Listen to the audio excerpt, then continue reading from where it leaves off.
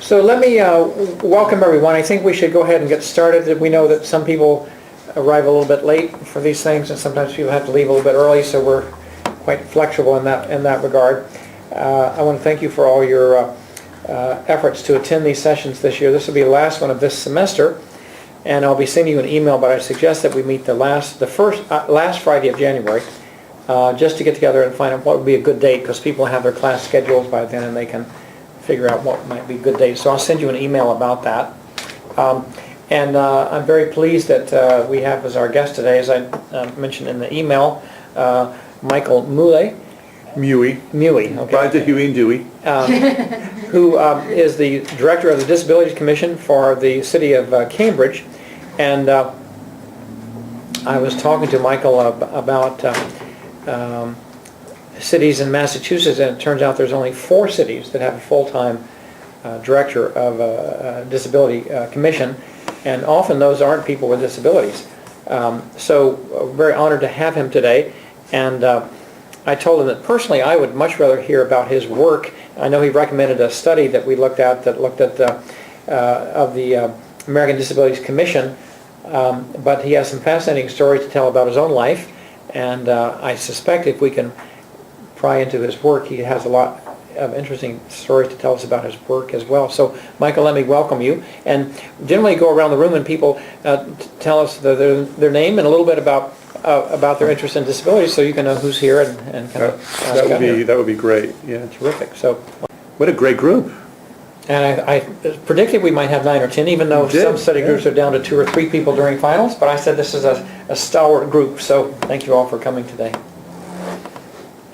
So should I just launch right in? Yeah, well, I had a few prepared remarks, which I'm just going to touch on briefly.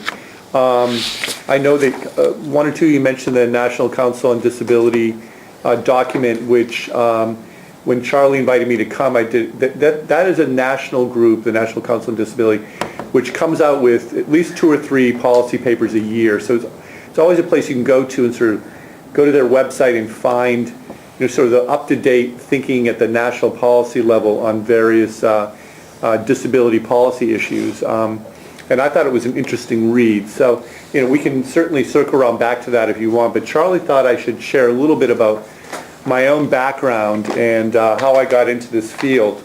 And really, how I really got into this field is I acquired a disability at the age of 18. I fell off my college roof, off my dormitory roof when I was a freshman in college in 1976, and I broke my neck and I sustained a spinal cord injury, and I've been using a wheelchair ever since.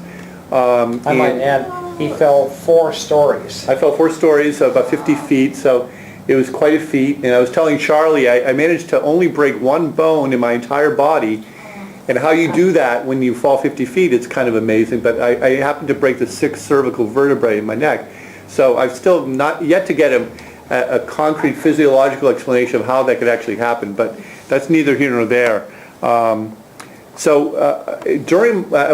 my injury, after about 6 months of rehab, I went back to college and eventually wound up at BU in a program in rehabilitation counseling. And one day I was strolling through the student union building, wheeling through, and I heard some loud and angry voices coming out of a meeting room, and I kind of stuck my head in the door, always curious, find what's going on. And it turned out it was a group of disability rights advocates who were meeting with MBTA officials, and the reason they were angry is because they were taking the MBTA to task for why isn't the MBTA more accessible for people with disabilities. And so you might imagine I immediately said, oh, this is interesting, I'm going to find out what this is all about. As a student at BU, I was living on campus right off of Commonwealth Avenue, and for people who know the campus, it's very flat, very spread out campus along Comm Ave, and normally that wasn't really a problem for me wheeling because it was very flat and very accessible. But when it started to rain or snow, I noticed that some of my classmates would hop on the Green Line train and take the Green Line 1 or 2 stops to get to their class. And that wasn't an option for me because guess what? Green Line was not wheelchair accessible, right? So it was a really personal issue for me because it seemed to me fundamentally unfair that, here's this wonderful transit system that was not accessible. So I started going to these meetings, and at the time it was the group was called the Special Needs Advisory Committee to the T, which is, you might imagine, it's a little bit of an anachronism now, but this is back in the late 1970s, early 1980s when this happened. And they were still using terms like Special Needs Advisory Committee to the T. Since then it's morphed into the Access Advisory Committee, a lot simpler. But really, I got bit by the advocacy bug, you might say, and I started working in the whole advocacy for human rights for people with disabilities arena. My first job out of college is working at a place called Boston Center for Independent Living, which, if you haven't heard of it, it's part of the nationwide independent living movement that started in the early 1970s at Berkeley. Boston was the second center for independent living in the country to be established, and what distinguishes centers for independent living from other NGOs is that they are consumer-run, consumer-directed nonprofit organizations that have a cross-disability focus and whose primary mission is advocacy for human rights for people with disabilities. And there are now over 300 independent living centers across the country, so it's a movement. The independent living movement has really grown. The grandfather of the independent living movement was a guy named Ed Roberts, who was a man who had polio as a child and had to use an iron lung for breathing. And when he first applied to the University of California, Berkeley, they turned him down because they said a guy in an iron lung couldn't possibly take the courses that you need to take to get a degree at University of California, Berkeley. Well, he proved them wrong, and he was also turned down by the State Vocational Rehabilitation Agency because they said he was too disabled to work. And about 5 or 10 years later, he became the State Director of Vocational Rehabilitation for the state of California. So he's really one of the early leaders in this movement, both the independent living movement and the disability rights movement, Ed Roberts. So you might want to look him up if you haven't heard that name before, because he's really, at the risk of using this word, an inspiring character in our movement. Now, fast forward a little bit. So now I'm working in the Boston Center for Independent Living.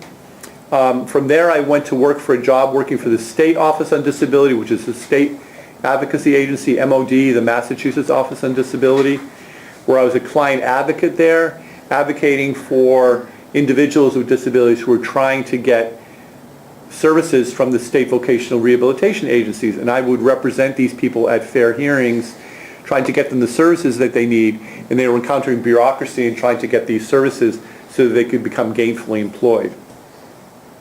So the MOD was mostly about employment, is that correct? No, they had a civil rights, they had a civil rights component which advocated for individual rights for people with disabilities. And they also had an advocacy component around vocational rehabilitation or work. So it was really two separate components, and they continue to do that work to this day. So just to fast forward a little bit from the Mass Office on Disability, I took a job working for the National Spinal Cord Injury Association, which is an NGO that used to be based here in Massachusetts and has since moved to Washington, D.C. And I was the director of chapter services, which meant I get to travel all around the country, meeting with the local chapters of the Spinal Cord Injury Association and helping them out with whatever they needed help with in terms of getting organized or learning about rights or what have you. So this is right around the time when the ADA was passed.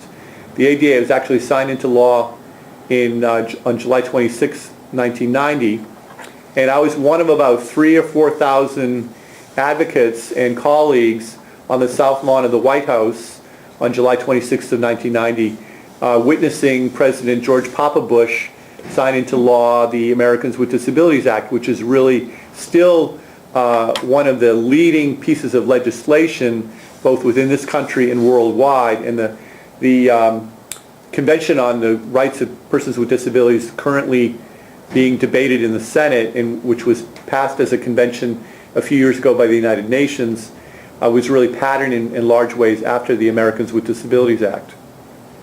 So the reason I bring that signing ceremony up, it was a very moving ceremony, but the most important moment for the day for me was after the signing ceremony on the south lawn of the White House.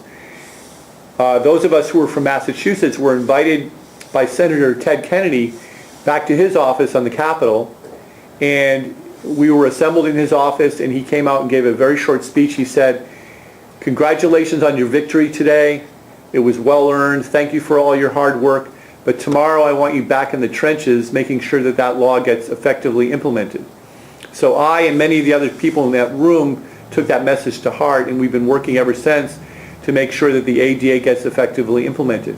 And if you had asked me 23 years ago, how are we doing 23 years later, I would have said, oh yeah, piece of cake, it's going to be all done.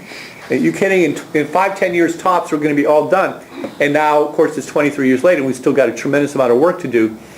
The unemployment rate among working age adults with disabilities in this country is still 2 to 3 times higher than among non-disabled working age adults. Some of you are probably familiar with some of these numbers. The poverty rate among individuals with disabilities in this country is still 2 to 3 times higher than the poverty rate among non-disabled people. So we've still got a lot of work to do. Now, my guiding principle in all of this is an oft-used phrase. I didn't invent it, but I use it. I plagiarized it a lot. Nothing about us without us is one of our guiding principles in the human rights movement for people with disabilities. This is a simple but powerful concept that no government, no organization, no NGO should attempt to undertake or initiate new programs or services for people with disabilities or undertake any significant changes without first consulting with and involving in a meaningful way individuals with disabilities. It sounds like a simple concept, right? What women's organization would even think of initiating a new program without involving women? What program for people of color would ever think about initiating a new program for people of color without involving people of color? So, but believe it or not, it still happens a lot, both in this country and elsewhere, where some well-meaning group gets together and says, we're going to start a program for people with disabilities. And when you ask them, well, how meaningful did you involve people with disabilities in the organization in the launch of your new program? They say, oh, gee, we didn't really think about that. So it still happens. So nothing about us without us is one of my rallying cries. Anyway, I think I've talked for about long enough. I wanted to say one other thing. Are people familiar with the universal design concept? Have you all explored universal design, also known as human-centered design? Sherry talked about it a little bit last time, but Okay. it doesn't mean that everybody was here, so why don't you... Well, I've got a little bit to say about that, which is, I think, along with the disability rights movement and the independent living movement, and the catchphrase that I just used, nothing about us without us, one of the most powerful weapons in our arsenal, if you want to use that analogy, is the universal design concept. Now, the universal design concept, also known as human-centered design, is the simple idea that whenever you're designing an environment, or whenever you're designing a building or facility, or whenever you're designing a new product, design that in a way to be maximally usable by everyone, whether they're young or old, whether they're tall or short, whether they have a disability or not, whether they're skinny or fat, whether they're, you name it. Because really, all too often, accessibility to buildings is an afterthought. It's not part of the central design concept or the central design process that architects or designers use when they're designing a new product or a new facility. And so the universal design movement was started in the mid-'80s by a guy named Ron Mace in North Carolina, who really came out with these 7 principles of universal design. I'll leave that to you to Google that later. 7 principles of universal design. Very important concept, a very powerful concept. And actually, we're very lucky here in the Boston area. There's an international center for human-centered design called the Institute for Human-Centered Design near North Station in Boston. And they have a showroom there. You can go and visit anytime during regular business hours. You can go there, and they have all kinds of wonderful examples of universal design products. And they also have a library. It's not a lending library, but you can go there and browse to your heart's content. And they really have embraced this. and have embarked on educational campaigns to get schools of architecture and other design institutions to really embrace the human-centered design concept. Because as I said, all too often, architects and other designers get in their head, well, we have the ADA accessibility regulations and we have the state accessibility regulations, and as long as we're conforming to these regulations, that's all we have to do. And we're saying no, what you really should be doing, put the regulations aside for a minute and think about the design process and how can you make your product or your facility maximally usable by everyone, regardless of their shape or their size or their age, and then you're going to go somewhere with your design. And because really, for many, many years, architects and builders and designers saw these accessibility regulations as a noose around their neck, as a constraint on their creative process. And what the universal design movement, human-centered design movement has done is said, well, let's just talk about what's good design. What's effective design? Do you want your product or your facility to be used easily by everyone without special modification, without special adaptation later? Of course you do. So that's the approach that we're trying to advocate. So with that, I'm going to become Oprah. Okay. And I'm going to ask you a couple of questions, and then we'll let everybody else ask some questions too. Sure. So I would like you to describe for us what you think of as one of your greatest successes, something that you had to push against perhaps in your current position or maybe with the Mass Office on Disabilities, and that you were able to accomplish. Well, one of the accomplishments that I'm the most proud of here in Cambridge is we have a program called a Facade Improvement Program. And that's run by the Cambridge Community Development Department. And I'm one of the key staff people involved in implementation of the Facade Improvement Program. So how does this work? Let's say that you own a storefront business in Cambridge and it's looking kind of shabby, and you want to spruce up your storefront and attract more customers.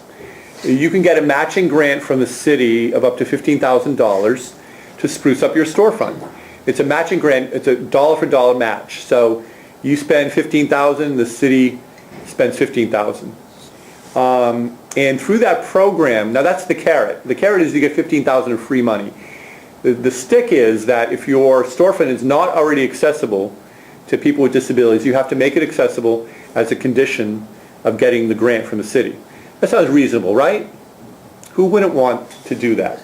You attract more customers, you make it easier for everyone to get in and out of the store, not just people with disabilities, but people pushing baby carriages and what have you.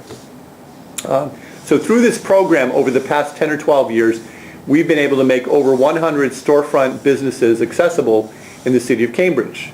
Now, just a couple weeks ago, we upped the ante. And what we did was, and this is still such great news. Actually, there's an article on the front page of our newsletter which just came out. I see a smile on your face already. So we upped the ante, and I actually can't take credit for this. It's my colleague Lisa Hemmerly, who is a graduate of the Kennedy School of Government right here, who is the new head of economic development for the city of Cambridge. She said, well, why not focus in on this facade improvement program is great, and we're going to keep it just the way it is. But why not up the ante and do a 90% reimbursement for accessibility-related costs? So that's what we're now doing, and this is brand new. So now if you own a storefront business and you need to make it accessible, the city will reimburse you up to 90% or $20,000 for the costs involved in making your storefront accessible for people with disabilities. So that's over and above the facade improvement program. So to give you a concrete example, let's say you have this storefront business, you've got a lot of work to do, you want to put in some new windows, some new signage, some new lighting, and oh, by the way, you need to make it accessible as well. So let's say you're going to spend about $52,000. I'm just making a random number. So the first $22,000 of that is accessibility related, and the city reimburses you 90% or $20,000. The next $30,000 is non-accessibility related. It's new windows, new signage, new lighting, what have you. And that's $30,000, and you get reimbursed for $15,000 of that. So you get a total of $35,000 in reimbursement for a $52,000 project. That's pretty damn good. And if all you have to do is accessibility, it's a 90% reimbursement. So let's get concrete then. Yes. So I often meet our guests for this study group in Dunkin' Donuts across the street. And if they happen to be people in wheelchairs, like you and Sherry, we come across the street, we can't come in here because both these steps have 4 or 5 steps down. So we have to go way around, then we have to go down that driveway and then around here. And what if the Kennedy School were to say to the City of Cambridge, we'd like to make the corner access to the Belfour building accessible? Well, I would invite you to apply, Charlie, but I don't think that universities are eligible for the program. Do you think our $30 billion endowment may? I think that might put the kibosh on that just a little bit. All right, Sorry. but if we were a business, we might. If you were a business, yep. If you were a local, we don't really. I thought you were going to ask me, are we going to help Dunkin' Donuts? And we tend not to help like national chains, but they tend not to ask us for help either. But right. But certainly, if it's a local business, even if we've had customers who are who own 2 or 3 local restaurants, and that's fine. They're a local chain, and they need to make one of their storefronts accessible. Then they're eligible for the program. And you would think that people would be flocking to this program, but in reality, we only get about 10 or 20 inquiries a year about this program, and in the end, we end up funding maybe 2 or 3 or 4 storefronts a year. It's always amazing to me. This is free money, people, but to be fair, a lot of these are small businesses. They don't have a lot of capital. They maybe don't have a line of credit at a bank. So they have to, it's a reimbursement program. So they have to put up the money first and then get reimbursed. So to be fair, it may be difficult for some small businesses to really avail themselves of this program. But it's been a very successful program by any measure. So that's one of the programs I'm proudest of. Oh, terrific. Well, that's a great one. What is one of your largest frustrations? Something you weren't either able to accomplish, or something that you still want to accomplish that there's still a lot of challenges to get something accomplished? Or maybe someone you haven't been able to help who you advocated for. I think my biggest frustration. Well, I'll talk about 2. One is brick sidewalks. I don't know if any of you have ever had the experience of trying to wheel in a wheelchair or maybe push a baby stroller down a brick, but they're pretty bumpy, a lot of them, and they're really unpleasant. If you really want to get a grasp of the difficulty of a brick sidewalk, I think, does everyone have like a suitcase with wheels on it? A rolling suitcase, right? Everyone's got one of those, right? Well, fill it out with books one day and just try wheeling down. And you can't wear a glove, just wear an ungloved hand, and try wheeling that luggage cart down a brick sidewalk and feel the vibration in your wrist. And I guarantee you, after 10 or 15 minutes of that, your wrist is really going to be hurting. And that's what those of us who use mobility devices like wheelchairs, have to deal with every day on some of these brick sidewalks. They're very bumpy, they cause a lot of vibration, and if you have a neurological related disability like me, it can cause a lot of pain. It can cause muscle spasticity, and it can cause, frankly, a lot of difficulty just getting from point A to point B.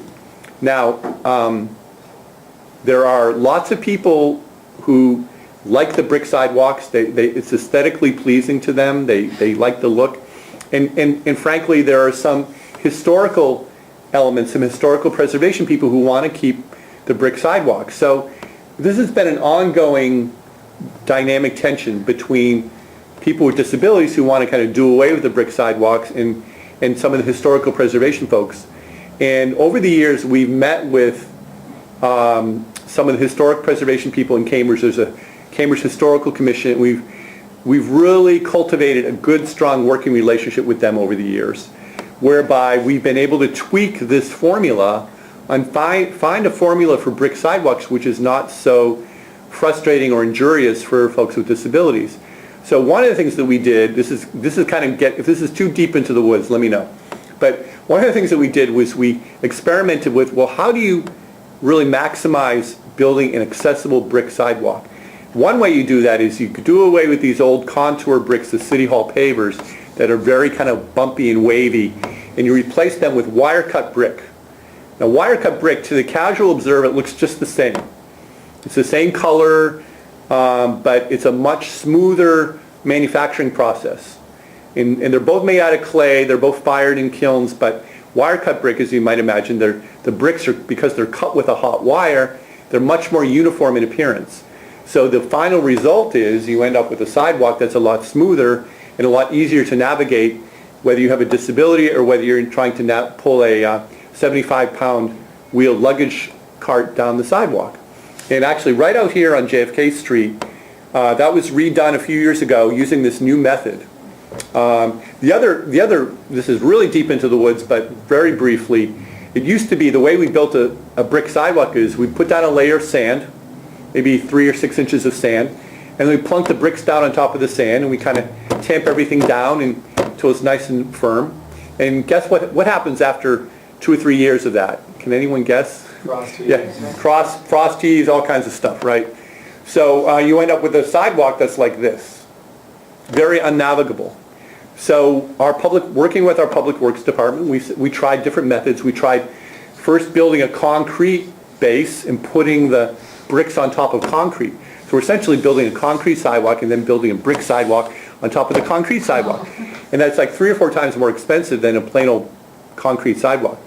And actually that worked okay, but even there we had some problems, some technical problems. In the end, what we came up with was an asphalt base. And asphalt, you think about a fresh layer of asphalt, it's kind of soft and very, forgiving in terms of impact attenuation. And so that's how we build brick sidewalks now. We put down a 4-6-inch layer of asphalt, and we put down what's called a mastic, which is kind of an adhesive. And then we put the bricks right on top of the mastic, and then we push everything together so it's nice and tight and smooth, and the bricks aren't going to pop up. The bricks stay put, and that's the result you get. If you walk up JFK Street toward Harvard Square, you're going to see how beautiful an accessible brick sidewalk can be. Now, the other thing you'll notice is when you come to the intersection, the brick stops and you have a concrete ramp with a detectable warning panel at the bottom of the ramp, which alerts people who are blind or low vision that they're about to enter the roadway.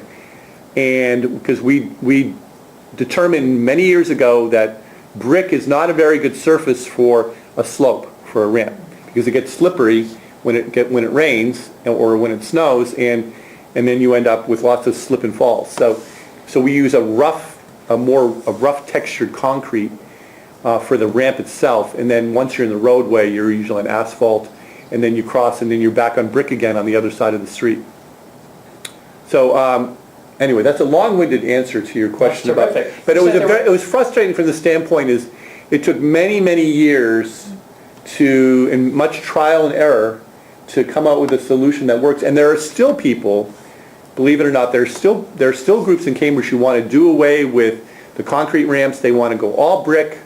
They don't want to hear about anything having to do with. They give tacit approval or tacit acknowledgement of accessibility for folks with disabilities.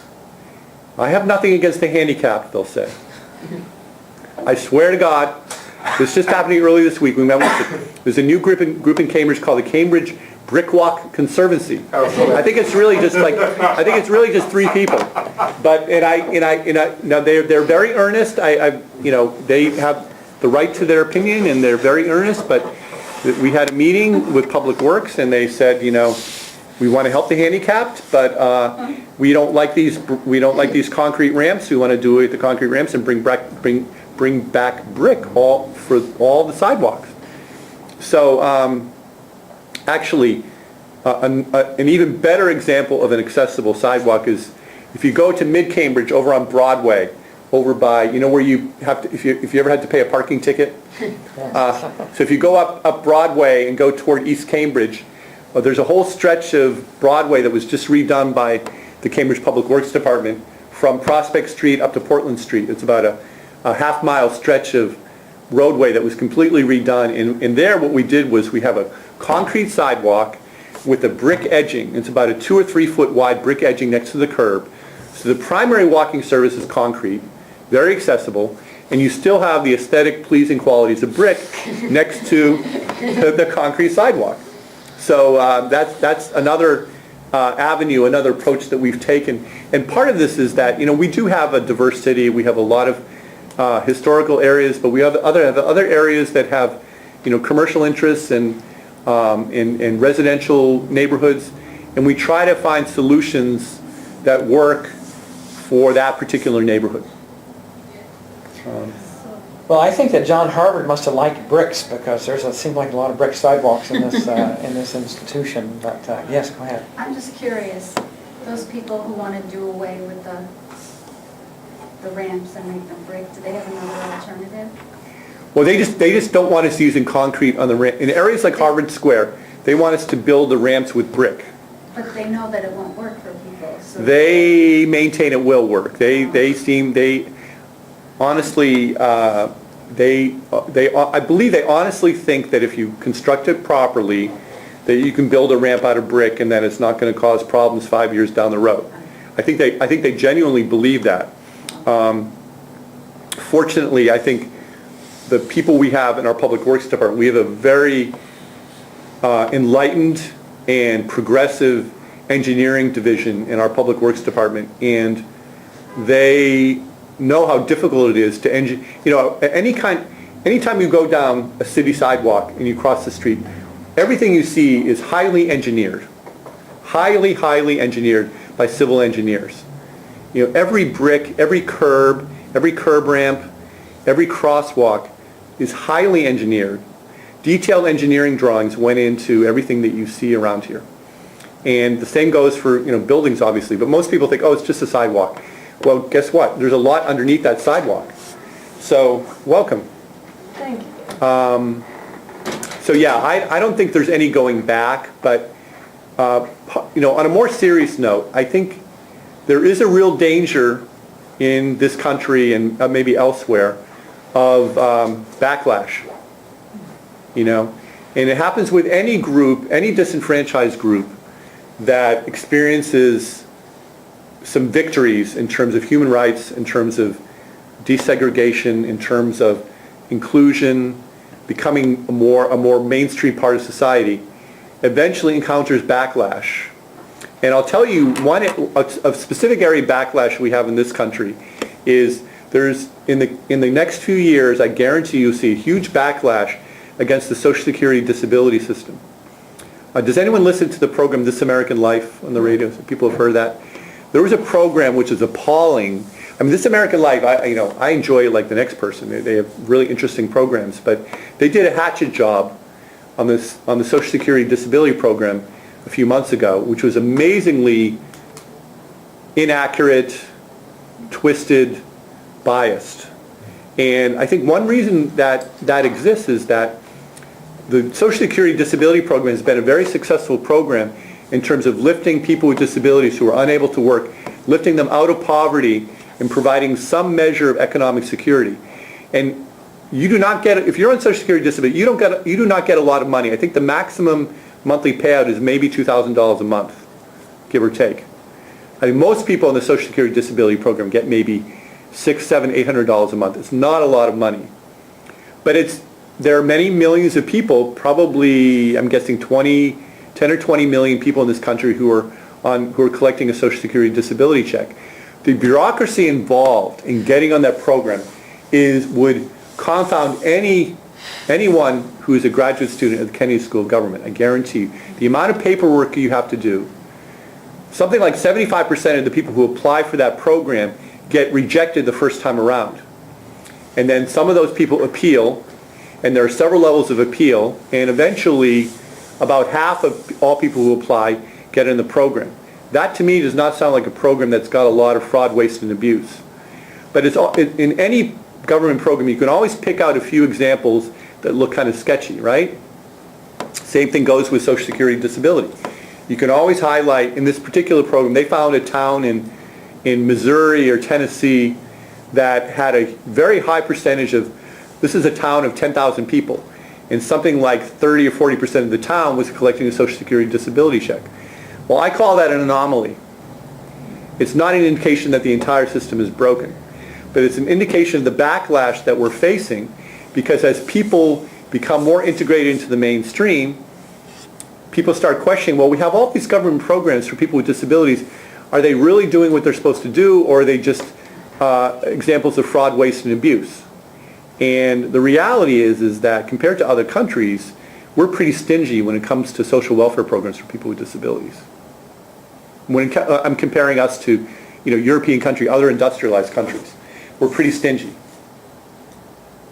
So if there's one thing, there's lots of things I would like to leave you with today, but one thing that you could be mindful of is the phenomenon of backlash. And it manifests itself in very interesting and curious ways. I forget which one of you works with folks with autism. Yeah. So, if you talk to folks who are part of the autism spectrum community, people who have disabilities on the autism spectrum, people who are family members of people with autism, or caretakers, there's a lot of misunderstanding around autism.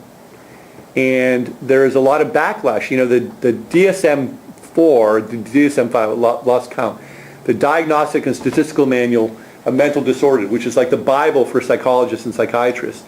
They recently eliminated Asperger's syndrome as they just took it out of the book completely. They kept in autism spectrum disorders, but a lot of people who proudly wear the label of autism or of Asperger's syndrome took issue with having their self-identified disability being taken out of the DSM.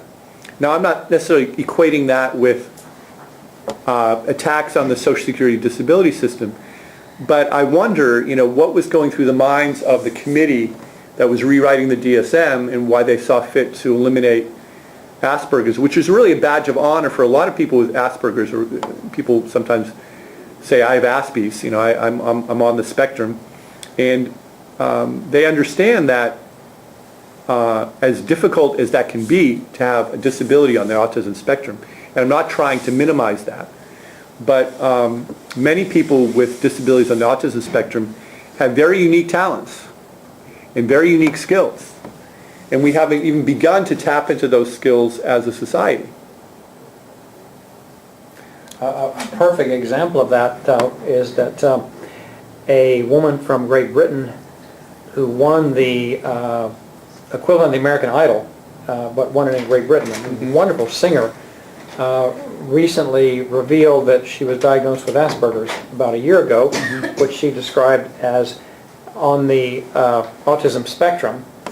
And she said that she was happy to have this diagnosis so that it might help people understand some of her eccentricities and some of her behaviors a little bit better, be more tolerant of them. And it was quite a dramatic announcement, because she's cutting her now 5th album. She's doing quite well as a singer, but she's a little bit different in terms of her the way she relates to people. So it was really quite a touching announcement that she made. And I guess she couldn't make it here. It would have to be in Great Britain, because we've taken that out of the spectrum. Have people heard of Temple Grandin? Anyone heard of Temple? This is a woman who self-identifies as having a disability on the autism spectrum, or she may just say that she has autism. And she had a great deal of difficulty growing up, and she ended up in a residential school that was on a farm, and she got to care for farm animals. And she discovered she had a great affinity for farm animals, because the way she thinks, the way she describes it, she thinks in pictures, not words. And so she was able to relate to animals in a way that perhaps none of us would be able to relate to animals. And in the end, she's now a professor in animal husbandry or livestock management at a major university, I forget which one. But more importantly, she's developed techniques for slaughterhouses that slaughter cattle, for example. And one of the problems, it's maybe distasteful to some, but if you're running a cattle plant whose job it is to take cattle and chop them up into meat for human consumption, you've got to take that living animal and process that animal. And very often these slaughterhouses have problems with keeping the cattle moving. And she would be able to go into a slaughterhouse and say, well, here's your problem. You've got a dangling chain here, or a light that's casting shadows, or whatever. And she would guide them and develop much more humane practices for slaughterhouses. You know, they'd end up prodding their cattle with electric prods to move them along, and that's very inhumane because it's painful, frankly. And she would develop these systems for moving the cattle along through the process, where they didn't have to use a cattle prod at all, and they would just go through the chute, and they would go through the process of getting prepared by the slaughterhouse. But she attributed this to being able to think in pictures and to think as animals think, in terms of what causes alarm, what causes fright, what causes concern, and to be able to think in that way. So she's got a couple of books out. It's a fascinating read. Pick up any one of her books and read them when you have time. And I think she might have been the first one who articulated that wearing tight clothing like a wetsuit made her feel more comfortable as an autistic child. Yeah. And so Yeah. we've learned something from her ability to articulate what made her more comfortable. Yeah, she developed some apparatus that would provide pressure over good parts of her body, and she felt that would help her calm down when she was having an anxious or stressful moment. She would climb into this machine that she built, and it would provide the pressure and the comfort that she needed to kind of calm down. And now that same concept has been applied in many other areas around folks with autism. Yeah. So let me ask one more question, then I'll stop being Oprah, and that is that we have the Lieutenant Governor of Massachusetts here, who's a mid-career student, of Michigan, who's a mid-career student, and he comes here on Monday morning, goes to class, goes back home on Monday nights, Wow. comes back on Wednesday, goes back. He's allowed to complete his one-year degree over 2 years because they recognize that he's got a significant public service responsibility. Mm-hmm. But he was telling me that he has a daughter that had open heart surgery, and it became kind of public that she was doing this, and he got letters of concern and support from all over the state. The operation, I think, cost something like $500,000, and the care afterwards, and there was never a eyebrow raised about that. And he has a son that's autistic, and there was a bill introduced that wanted to stop the amount of services going to children with mental health disorders compared to those with physical disabilities. To stop? Yeah, just to cut. To curtail. Curtail, right. And he mounted a campaign that was able to kind of counter that by mobilizing the parents of children with disabilities and overwhelm some of the biggest public service unions in Michigan. But my question to you is that, and he said, and it was very profound the way he said it, he said the difference in the public attitude toward children with broken bodies, a broken heart, inability to walk because of cerebral palsy or something. The difference in public's attitude toward people with broken bodies compared to people with broken minds is just profound, and there's this big gulf. Yeah. So my question to you, in terms of the services you provide, accessibility issues usually relate to physical issues. You know, a person can't see or a person is in a wheelchair. But how much of your do you see that, first of all, do you see that divide in the way that people, the public's attitudes, but then secondly, in terms of services, is there a lot more attention paid to services to people with physical disabilities compared to people with mental disabilities? So kind of a awkward question, but... No, it's a totally valid question. Well, the first thing I have to say is that what we do, one of the things that we do in my office is we provide free disability awareness and technical assistance to any Cambridge business or nonprofit organization that requests it. And so a lot of what we do is basic disability awareness 101. You know, what is a disability? What is the definition of disability? What are some of the demographics around disability? What are some of the common misconceptions around disability? And we try to cover that in our Disability Awareness 101 trainings that we do. And one of the things that we emphasize a lot is that the majority of people with disabilities, the vast majority really, have hidden disabilities. The vast majority of people with disabilities, their disabilities are not obvious. So in a way, I kind of have this advantage because as a wheelchair user, you can grasp immediately that I have a disability, and you can deal with me on that level, however positive or negative that might be.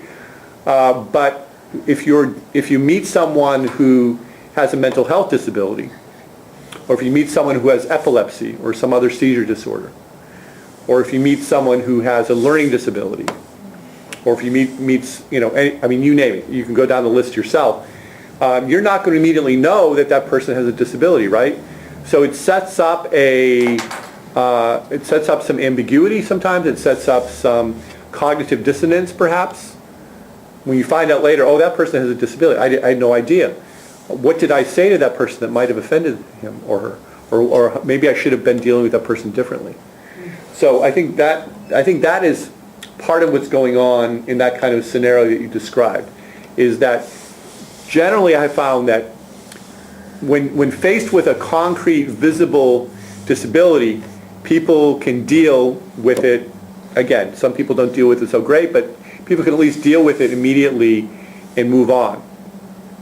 When dealing with someone who has an invisible disability, who does not disclose that fact, then it does set up a lot of ambiguity and cognitive dissonance on the part of the other, if you will. The other thing I have to say in terms of that regard is that one of our biggest challenges as a movement, human rights for people with disabilities, is grasping the idea that we have to move away from this medical model of disability into a social model of disability. Under the medical model of disability, any individual with a disability, they have a diagnosis, they have a label, they have a medically determinable condition that may or may not be fixable, and they're dealt with by doctors and by other healthcare clinicians, and you know, that's the sort of model. It's an individual that needs to be fixed or mended or rehabbed in some way.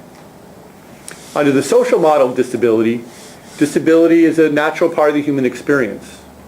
We have 56 million people in this country who have some sort of disability or another. It's the largest minority group in the country. That includes people with mental disabilities, people with learning disabilities, people with physical disabilities, people with sensory disabilities, and you name it. So under the social model, it's not the individual that needs to be fixed, it's society that needs to learn how to adapt and how to accommodate people with disabilities more fully so that they can become more fully contributing members of society. I know it might sound like a little bit like a polemic, but I really believe that the success of a society at fully integrating and including people with disabilities is a measure of how advanced, frankly, that society has become. And I was talking to Charlie earlier, and I've been to the UK a few times, and my sense is that the society in the UK has much more fully embraced this idea of social inclusion of people with disabilities. And I really can't I can't give you numbers, I can't give you statistics, I can't really say why. It's just a gut feeling that I have when I visit there and when I meet with my counterparts in the UK. And when I listen to the BBC on the radio or watch a BBC program on television, my sense is not that they're perfect, believe me, nobody's perfect, but it seems to me that the British society has gone a lot further than we have in terms of fully embracing that social integration, social inclusion model.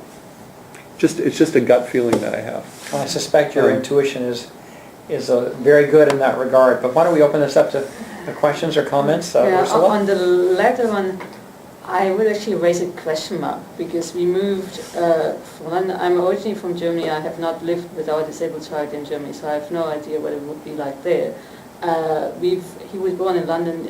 We've lived in London on inclusion in education, which is just one aspect of inclusion. My experience has not been the same, because when he turned 2, they offered us access to a facility that was in some ways wonderful. It was a brand new school built for £20 million, all facilities, hydro pool, sensory room, dark room, you name it. But a complete ghetto for children from the age of 2 until the age of 18. and the only non-disabled people in there would be the teachers and the administrative staff. And the alternative would be, well, he can go into a regular nursery, but we don't really know how that would work. Then you're on your own. And of course, as a parent, what would you do? You know, like we sent him to that school. And then the other thing was like, well, how does he get there? They provide transport for children as of the age of 4, because that's when in the UK they enter the school system. He was 2, they said no, he doesn't get transport. So I had to hire a nanny that I then had to employ full-time, because I couldn't just have her there for the school run. That would take him on public transport, even in bad weather, to the school. And then we moved here, and even though the school where he's now is just a regular primary school that has a special start class where he's like with, I think, maybe 4 other kids that also have, I think, learning disabilities. They provide transport door to door. And he's in a mixed school environment where there are also other kids.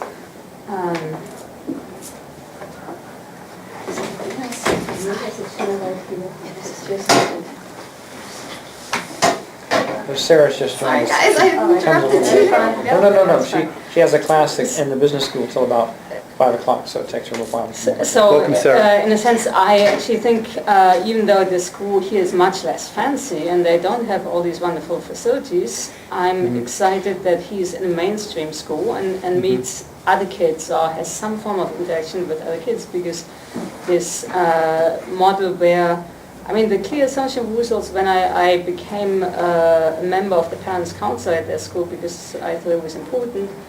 But then the clear expectation was that if we had stayed in London there, they thought that he would go to school in that school until the age of 18.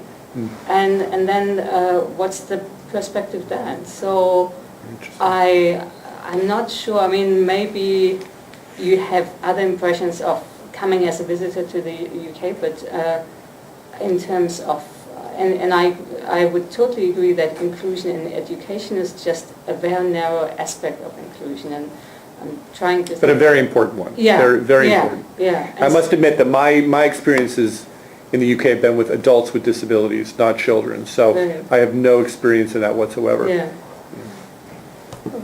Yeah. Yes. I just wanted to share some frustration as a parent. We were talking about people on the autism spectrum, and my son is a client of the Massachusetts Rehabilitation Commission, and they have they're covering the cost of his tuition to go to one of the Massachusetts state colleges. But in terms of job training and placement, the options they are encouraging him to consider are things that I feel are not a match for his interests and ability. Things like food service, for example, is just not what he would be drawn to. And so I feel that there is this lag between what the government programs seem able to provide and the population, this emerging population of able people on the autism spectrum. And has he expressed any specific preferences of what kind of jobs he would like to be getting? He wants to political organizing and social change and that kind of thing. Well, I would say he should definitely stick to his guns. Mass Rehab Commission, they do some really good work. They have a very large budget. Most of their money comes to the federal government. There's I think a 60-40 split in terms of federal and state for state vocational rehabilitation programs. But one of the downsides is that it's a state bureaucracy, and each of the vocational rehabilitation counselors at Mass Rehab Commission have a caseload of something like 100 or 120 people. And so they're trying to, their goal is to rehabilitate as many clients as they can. When rehabilitate means find a successful job placement, any job, and get that person employed and get them, check the box that says they actually have numbers to this. It's called a status 26, successful employment. So once someone has been employed and working for 3 months or 6 months, that counselor gets a checkbox, status 26, and that adds to their statistics, So it's very statistics driven, very numbers driven. And so their goal is just get him any job, doesn't matter what. So I would say stick to your guns and say, does he have a written plan for rehabilitation? Does he have he should have a written plan that has a vocational goal that he agrees with. So if his vocational goal is to do work in social justice or social organizing, that should be the goal that's listed on his written plan, not working in food service or something else. So if you have, and that plan is a document, like any other document, can be rewritten. So it's never too late to say, let's revisit that written plan and let's make sure that there's a goal that's in keeping with what his interests are. By the way, just say one more thing, not to belabor the point too much, but where I used to work at the Mass Office on Disability, they have a program called CAP, Client Assistance Program. Have you heard of that? No. Well, by law, they're supposed to notify every client of a vocational rehabilitation program about the existence of CAP, and they often don't. And the whole purpose of CAP, which is a job that I did for 6 years, is to advocate on behalf of individuals who are not getting a fair shake from the state vocational rehabilitation system. So if you feel like you're hitting a brick wall with your son, call CAP, 1-800-322-2020. I still know the phone number. And that's the Client Assistance Program, and it's housed within the Mass Office on Disability. And they actually have client advocates whose job it is to help individuals who are having difficulty navigating the vocational rehabilitation system. Thank you. Perfect answer. Other issues, questions? Yeah, go right I have ahead. a question for you and also for this mother. Do the schools have services, like advisors for students with disabilities? I'm curious about his school, but I'm curious about schools in this country and universities that have disability services. And are they helpful? To some extent, in our case, helping with schoolwork, but not to the extent to which I feel my son needs. And as our speaker points out, there's a lot of money going into these government programs. And I think a good activity perhaps, with the help of students would be to sort of map where those resources are going, assess whether there's a good match between client need and services provided. So under the law, if it's a state college, your son's at a state college or a state university? Yeah, UMass Boston. So UMass Boston is a state government institution. All state colleges and all state universities are governed by Title II of the Americans with Disabilities Act, which has very specific requirements for program accessibility. Also, as far as I'm aware, every state college and state university and every private university in the country receives some measure of federal financial assistance for its students. That means even private school, even private colleges and universities, if they get federal financial aid of any way, then they're also covered under Section 504 of the Rehabilitation Act of 1973. And Section 504 contains very specific non-discrimination requirements for any entity receiving federal financial assistance. So under both of these laws, any students with disabilities are entitled to the accommodations they need in order to complete the coursework that they need to complete. And that means, hiring note takers or interpreters for people who are deaf, or other accommodations for test taking, for example. Whatever the accommodations, whatever reasonable accommodations are needed in order for a student with a disability to complete their coursework, colleges and universities are all required under these two federal laws to provide those accommodations. And most colleges and universities now have a disability student services office whose sole job it is to make sure that all of the disabled students that are at that college are getting the accommodations that they need. Some do a better job than others. I used to know the director of the Disability Student Office for UMass Boston. She has since retired, so she's not there. But she did a bang-up job when she was working there, making sure that all the students with disabilities at UMass Boston had the services they needed to complete their coursework. So I would be banging on the door of that Disability Student Services Office if your son's not getting the accommodations that he needs to complete his coursework. Let me ask a variation on that question. Yeah. So if the students are admitted, schools, whether they're private or public, have an obligation to accommodate them. What if they're not getting admitted? Well- Can the law be used to Yep. hold an institution accountable? Sure. I mean, if they're not getting, it depends, if they're not getting admitted for disability-related reasons, and I don't think this happens so much anymore. Most people learn not to be so blatant, most institutions. But if they say, well, we couldn't possibly accommodate a blind student here, or we couldn't possibly accommodate a deaf student here, or we couldn't possibly accommodate a wheelchair user here, so we're not admitting you. That's discrimination, that's illegal, and that person would be able to take any number of actions to file a discrimination complaint or file a lawsuit against the school for refusing entry. Well, you're right, the schools are much too sophisticated to acknowledge that. But for instance, I taught last summer at the University of San Francisco, which is a Jesuit-run institution. I had a student in the class, and she came in with a letter saying, I have a learning disability, and I have a hard time taking tests, and I have a hard time doing this. The school encouraged me to sit down with her and talk about ways that I could accommodate her, and we worked out some ways to do that. She would rather have made video presentations than oral presentations, and we worked that out, and she needed more time to write reports and to papers and such. So I've been here 4 years, and I've never had, at the Kennedy School, never had a letter of that kind or a student with a learning disability in my class that was identified to me as a learning disability. To me, it says they're not being admitted. Or they're being admitted and they have not disclosed that they have a learning disability. I'm sorry? To follow up on that, actually the statistics at the Kennedy School, there's only 1% at the Kennedy School who are disabled. Which is Only one person in the entire Kennedy School has a disability? 1%. Oh, 1%, I'm sorry. Which is much lower than other schools.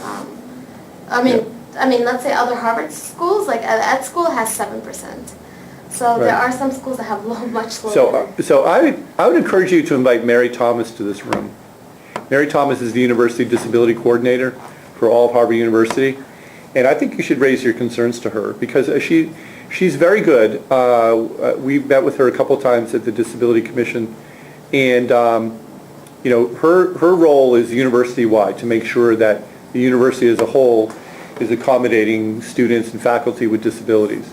But I would encourage you to invite Mary Thomas to this room and just have a conversation with her like you're having with me. I think the students here would love to invite her to sit down with the dean and some others here because I think the students have pretty good attitudes about disabilities here. I think it's the administration where we have some challenges, but we'll take you up on that. So her title is coordinator, is that right? I believe she's something like University Disability Coordinator. Okay. We will invite her to join us for one of these sessions, just like we've invited you. So that's the other person who you might invite is the woman I spoke about earlier, Lisa Hemmerly, who's a graduate of Kennedy School of Government. She's now the Economic Development Director for the City of Cambridge, and she was the one who launched this 90% reimbursement program for ADA improvements to storefronts I talked about earlier. And when she was a student here, she's a wheelchair user like me, and when she was a student here, she organized some advocacy around accessibility problems here at the Kennedy School. And I'm sure she'd love to regale you with stories of some of the good work that she did in trying to advocate for accessibility improvements to the Kennedy School campus. terrific. Well, we will invite Lisa as well. Yeah? I'm just curious from your looking at cities across the U.S. It sounds like Cambridge is pretty high up in terms of, despite its issues, in terms of accessibility. We'd like to think so, yeah. What city, is there one city you'd say is the best? Well, see, I think if you go down south, if you go to Florida or Southern California, a lot of the cities there are, these are cities that were only built in the past few decades or the past 50 years, and so overall the accessibility there is higher, with some exceptions, I'm just curious what you think would be I have model of it. I have a colleague who is a social worker. Her name is Beth MacArthur, and she likes to point out the fact that 100 years ago, houses did not have indoor plumbing. They had outhouses, and so Similarly, accessibility just wasn't even, people just weren't even thinking about it, 150 years ago. Well, in the past, 30, 40, 50, 60 years, particularly after World War II, I think World War II is really a turning point, because you've had thousands and tens of thousands of disabled veterans coming home from war with amputated legs and with spinal cord injuries and with other disabilities, and saying, hey, what now? You have this GI Bill, is that going to help us? And you had people starting to advocate. That was really the beginning of the modern disability rights movement in the U.S. It was post-World War II and post-Korean War, where you had large numbers of soldiers who would have died on the battlefield, but for advanced battlefield medicine techniques that saved them from bleeding out or from dying in other ways on the battlefield. And all of a sudden they're coming back in large numbers to the U.S., finding an inaccessible or an indifferent society and saying, hey, what about us? You drafted me to go to war, and now I'm back, and we want opportunities, we want access. And so that was really a turning point. Interesting, thank you. But in terms of cities, I mean, really, there's been, I'm trying to think of a good example. Sarasota, Florida, spent some time there. Berkeley, California is kind of a model.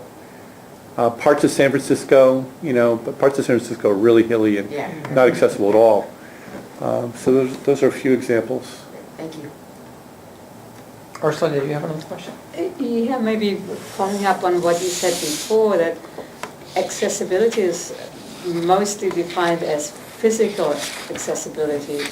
And I wonder whether that's really broad enough. Like this inclusion concept is, of course, much wider, and I often find that it's not so much about physical accessibility, but about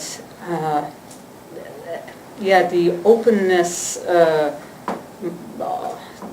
in the perception. So, like, I find with our son, like, one issue is, like, yes, he doesn't walk very well. He's like delayed in his physical development, but also in his mental development. He behaves like a very naughty toddler. Yeah, and then but he's bigger. He's not the size of a 1-year-old. He's not. So people think, like, what a terribly badly behaved child you have. And why he had a NG tube that was in his face, people could see, oh, there's something wrong with that kid. Like, I better don't stare at him too badly. Also, now that he has a G tube that people won't see, they don't necessarily, unless they have some medical training and they take a closer look at him, they won't understand that this is a kid that has some issues. And that's something that I find a very big barrier now, and where I have no idea how we're going to deal with that when he gets bigger.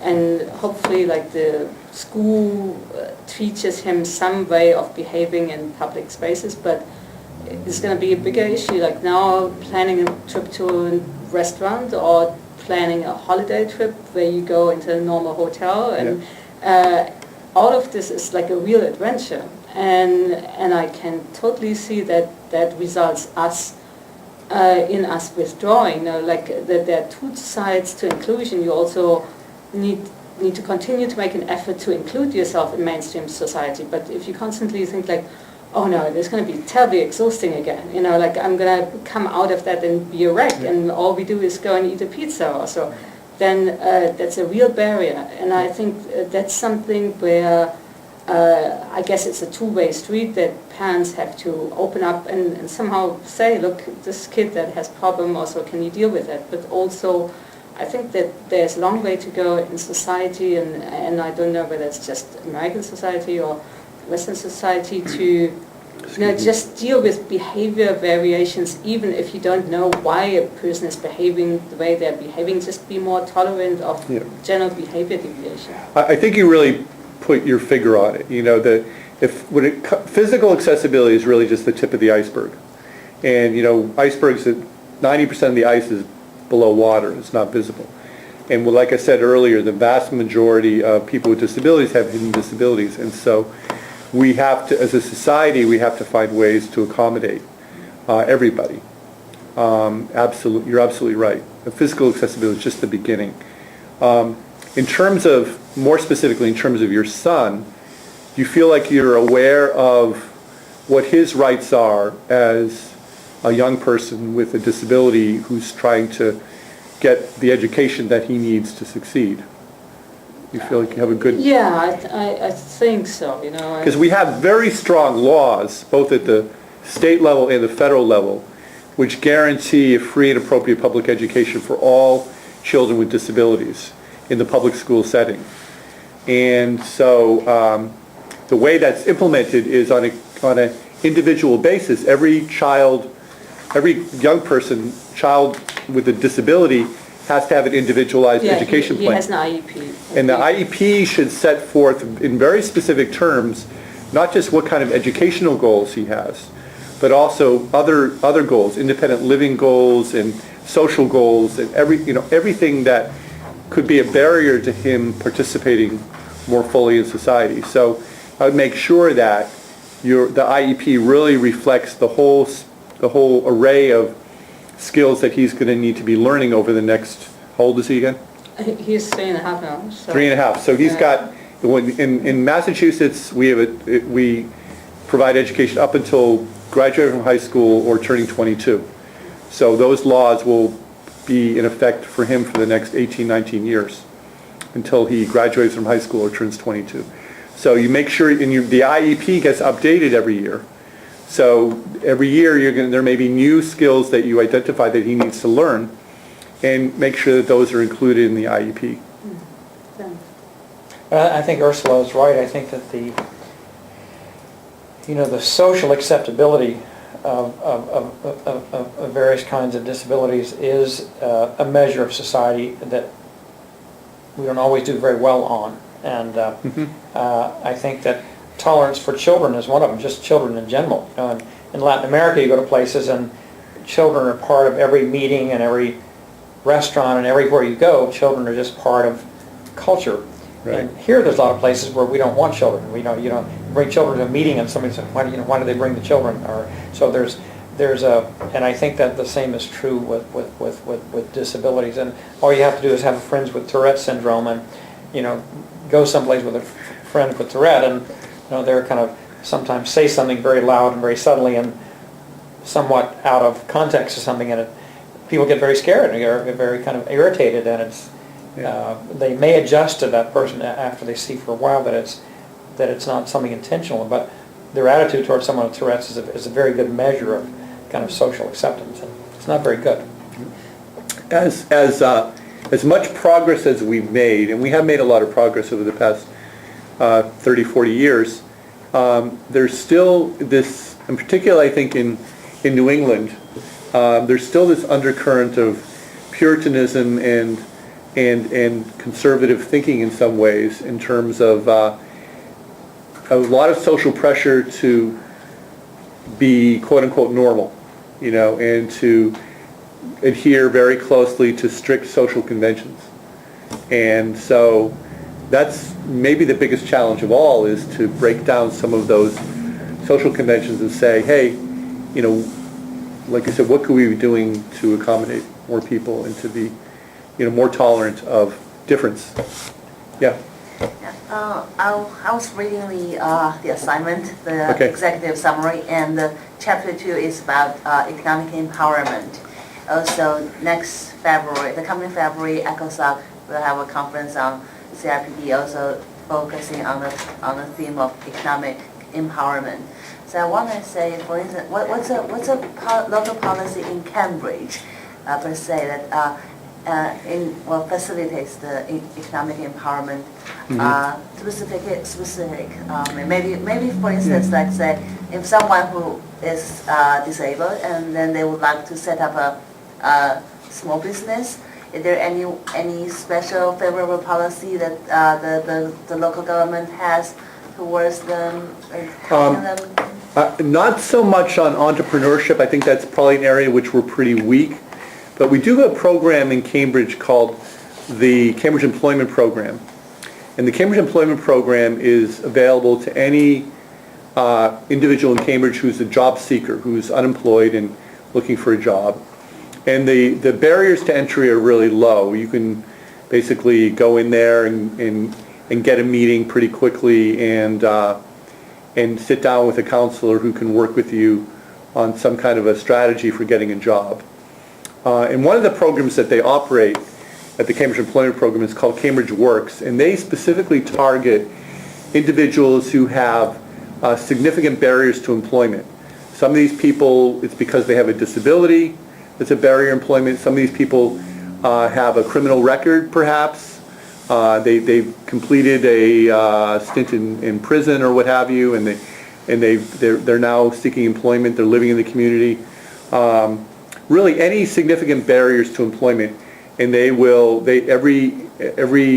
think they have a cycle of every 3 months or 6 months.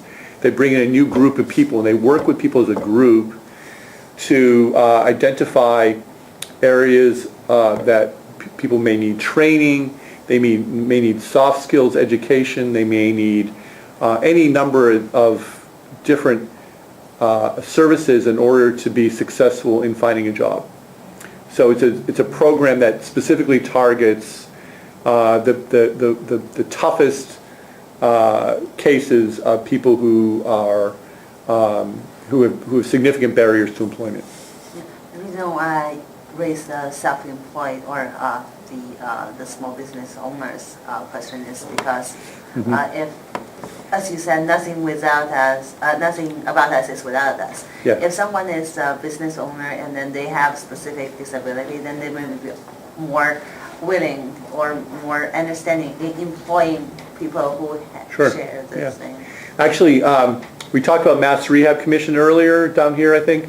So the Mass Rehab Commission, there's actually two state vocational rehabilitation agencies. There's the Massachusetts Rehabilitation Commission and the Massachusetts Commission for the Blind. The Massachusetts Commission for the Blind provides vocational rehab services to any person who's considered to be blind or legally blind, and the Mass Rehab Commission provides those services to all other categories of disability. And they actually have an entrepreneurship program. I'm not even going to call it a program. They are allowed to help people with disabilities to become self-employed by providing services and providing tools and equipment. It's not widely advertised, really, and they don't really like doing it because their success rate is not that great, frankly. You know, half of all small businesses fail in the first year. But back in the days when I was working for CAP, you know, I had people, I remember I had one individual who had severe learning disabilities, and he wanted to be a locksmith in the biggest way. And Mass Rehab refused to provide him locksmith training, but we got it for him, and he went through the appeals process, and he got training as a locksmith. And they said, okay, now I want you to set me up as a locksmith. And we got, I forget the exact amount, but I think it was about $50,000 worth of locksmith tools and supplies, so he could start his own locksmith shop. And he did that. And Mass Rehab kept saying, no, you can't do it, but then we kept launching appeals and eventually won. So there is an opportunity for entrepreneurship through the state vocational rehabilitation agencies, definitely. And any sense of how his business did? Yeah, I lost track with him after, this is going back over about 25 years, so I kind of lost track of. I hope by now he's happily retired and living in Florida or something. 50 grants back 20 years ago is a lot. Yeah, that was a lot. Well, Michael, and he has a few cards up here. His last name is spelled M-U-E-L-E, but pronounced H. Muehle. M-U-E-H-E. No L. That's right, M-U-E-H-E, pronounced Muehle, like Huey. And I'm going to pass around some cards if you'd like to have a card. And, I can rummage through my briefcase and find more people. And I think you have his email address because I think I copied him on that email about the session. So let me thank you for both recommending the reading, for the breadth of experience that you brought to the table today, such concrete experience, for sharing your own stories, your own successes and frustrations, and say that we'd love to stay in contact with you and I would love to come back sometime if you have a specific topic that you'd like me to address. This is really good for me because it gets me out of my office from behind the desk and the email and everything. So I'm happy to come back and come back and meet with all of you again, and I appreciate the opportunity. And I can stick around for a few minutes here. People have individual questions they'd like to come up and share with me. terrific. I should say that we're planning, we hope for the fall of 2014, a course at the Kennedy School that'll be taught by Michael Stein and myself under the Human Rights banner, but it'll be something like Human Rights and the Politics of Inclusion. So we can look at disability issues, we can look at issues of LGBT, we can look at issues related to a number of exclusions, because we didn't think the school would actually embrace the course just on disabilities, but if we make it a broader kind of set of inclusions, we think that, and we've already got a nod saying that would probably be okay. It's a great idea. So we'd like to have you back and maybe do a session in that classroom for us, or sessions. So Okay. great. So thank you everyone for all your support and attention this year, and I'll be sending you a notice. As I said, I think we'll try to get together just to see what a good day to meet in the spring, maybe the last Friday in January, which I think is the 26th, but we'll check on that. And Susan will have their class schedules by then we'll pick a date we meet on a regular basis. Have a nice holiday, and I'm glad you were able to sneak me in before the end of the year. Absolutely.